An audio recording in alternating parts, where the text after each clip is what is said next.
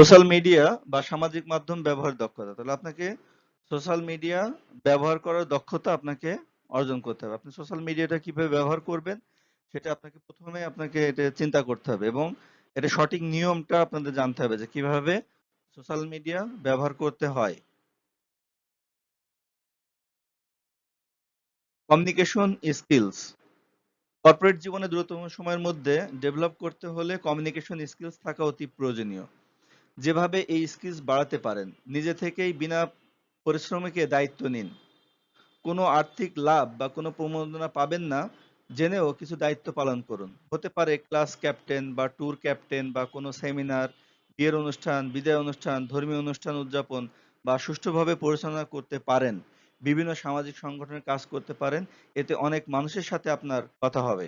এই কমিউনিকেটিভ সুবাদে নিজের নলেজ ও স্কিল বাড়াতে পারবেন। মানে এটা যে কত বড় গুরুত্বপূর্ণ একটা কথা যে কমিউনিকেশন স্কিলস বাড়ানোর জন্য আসলে কি করতে হবে। এই জিনিসটা আমাদের ছেলেমেয়েদের মধ্যে একেবারেই নেই বলা যায়। মানে একেবারেই নেই। মানে একটা বিয়ের অনুষ্ঠানে গেছে সেখানে যে কিছু টুকটাক দায়িত্ব পালন করা। এই যে এটা তার কিন্তু এটা একটা দক্ষতা বৃদ্ধি পেল। আমরা সাধারণত কি করি? বিয়ের অনুষ্ঠানে গিয়েছি, অন্যরা সব যা করে করুক, আমি বসে থাকি। এরকম করা যাবে না। সেমিনারে অংশগ্রহণ করা, বিভিন্ন সামাজিক কাজে অংশগ্রহণ করা, এগুলোর মাধ্যমে আপনার কমিউনিকেশন স্কিলসটা বাড়াতে হবে। লিডারশিপ, আমি মনে করি একজন মানুষের শুধুমাত্র এই একটি গুণ থাকলে পৃথিবীর সকল প্রান্তে রুটি রুজি করে খেতে পারবে। মানুষকে নিয়ন্ত্রণ করা সব থেকে কঠিন কাজ। একটি অগোছালো পরিবেশ গোছালো করতে প্রয়োজনীয় সঠিক ও সুস্থ নেতৃত্ব। যারা নিজেও নেতৃত্ব দিতে পারে এবং নেতৃত্ব দিয়ে নিজেকে এগিয়ে নিতে পারে, মূলত তারাই সফল হয়।